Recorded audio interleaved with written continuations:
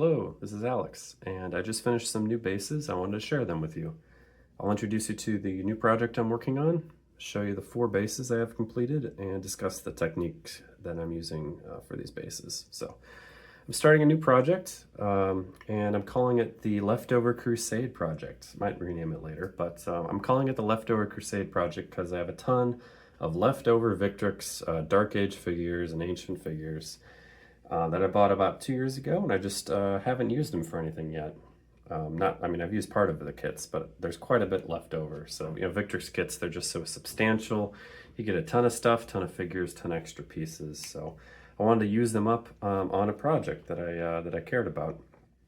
So, and also there's some new kits coming out from Victrix for the Armies of Islam. They've got an infantry and cavalry set that I don't have yet. They're also coming out with some horse archers as well that I'm interested in.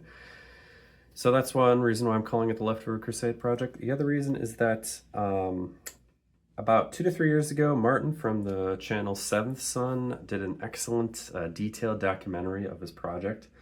Where he did the first Crusade, and he was showing off various miniature manufacturers, tutorials for basing and painting, narrative games, and also like campaign. So it's really great stuff. You should check it out if you haven't already. I thought he did a great job, and I was really inspired to try it out myself. So I guess compared to his whole project, you could call this just a little leftover, I think. All right, so the first main kit I'm using right now is the Norman Infantry kit here from Victrix. You'll note you get 60 miniatures in this bag. I've had this for a while, and I'm just starting to go through and really use them up.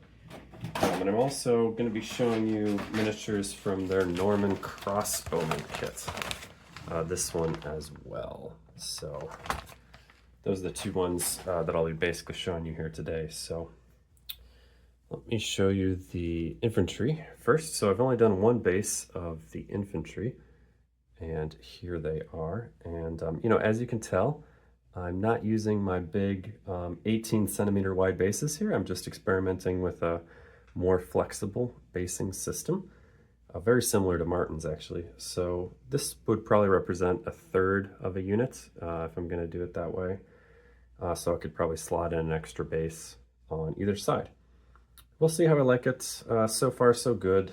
I'm not going to be making any phalanxes of infantry here, so just like the whole full unit basing, I don't think is quite as important as it was for me for the ancients. So I've also been doing some Bacchus 6mm as well. I can talk about these in a separate video. This is actually one of my favorite bases I've ever made, but particularly for Bacchus as well. I think I did a good job with these Italian hoplites.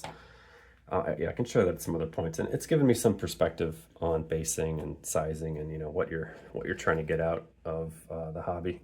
So, okay, so let me show you the crossbowmen. As you can see, I've got 3 bases of crossbowmen here, also based in a similar style. I don't have the wavy bases here from Big Red Bat because of tariffs. Actually, I can't get any more bases from him.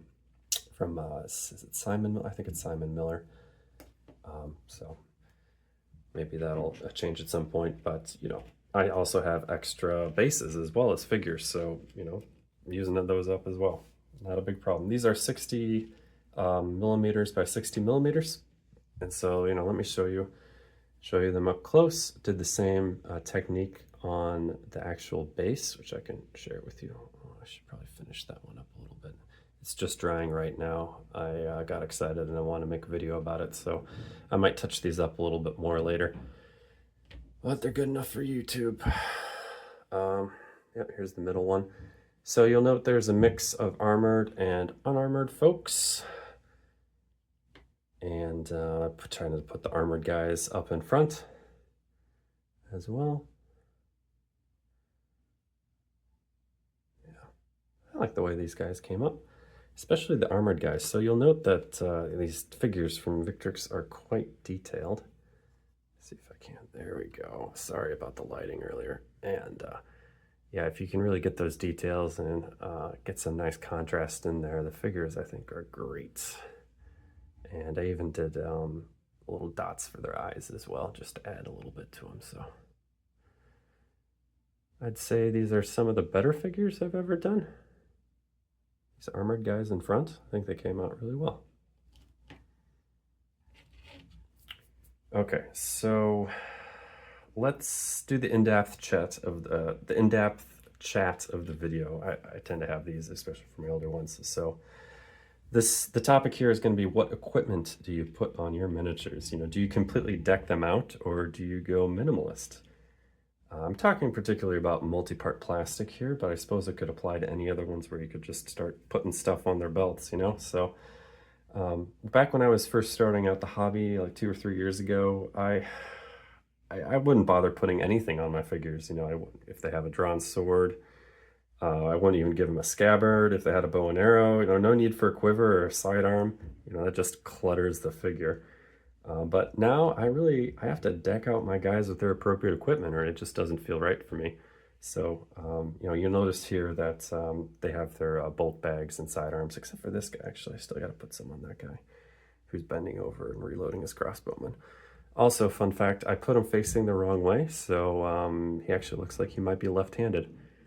Because as he readies his crossbow, unless he switches his feet around, he's going to be firing that thing left-handed. That was a mistake on my part, but, you know, if I hadn't called it out to you, I don't think anyone would have noticed. All right. I actually would have even put shields on these guys, you know, if I had the time. Because, you know, you can't... What if the enemy got close, right? You can't fight in this age without shields. That's how strongly I've swung in the other direction of, you know, wanting to put stuff on my guys. And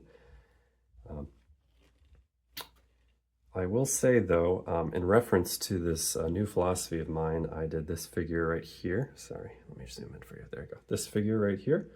And yeah, I call him Simple Steve. You know, he he came to the battlefield in a rush, ran off with just a handful of quarrels, doesn't have a bag, doesn't have any daggers or anything. So he's calling over to his buddy to see if he can hand him a few quarrels to help him out, but I don't think his buddy's going to give him anything. He made his own mistake. So as far as technique and how I did the spacing, I think I'll cover that. And, well, I mean, if there's interest, maybe I'll do that in a separate video. It's not, well, it is different from Martin's approach. You know, for example, didn't use any dry brushing. So it's very simple. I can just tell you how to do it later. But yeah, let me know if there's interest in that. All right, well, that's it for me today. Hope you have a happy holiday.